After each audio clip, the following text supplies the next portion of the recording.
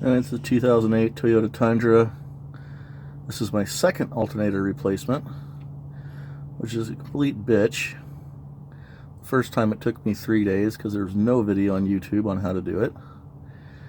So what I've done so far is removed the power steering pump, which goes right over it and above it in that area. And those two bolts, or two holes right there, is where the bolts go. You really only have to remove two of those bolts. It should actually pivot upward, up out of the way to get to the alternator. But since it's been 2 years since I've done this, I couldn't quite remember exactly how I did it. And I'm not removing as much hoses and stuff as I did before. Pardon the airplane flying by. So anyway, I'm getting ready to pull this out of the right wheel, or right front passenger wheel compartment. I have my wheel turned outward all the way as far as I can go to get to this, so I don't have to remove it. I hate removing tires. It's not jacked. Yes, my e-brake is on. Let's go to the top and I'll show you.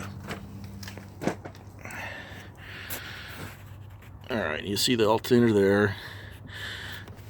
I removed the radiator coolant hose, which is the big one, which is right here coming up, and I tucked it up there by the fan blade. It leaked quite a bit out, or drained a bunch out, so I'll have to refill. I disconnected these two hoses. Here's the power steering pump hose that I've disconnected. I removed part of the air box just to get a little bit more room to get the air intake hose kind of out of the way, just to give us a little bit more room to work in. But this is a pain in the ass, and there's not one video on YouTube on how to do this, so hopefully you guys appreciate this.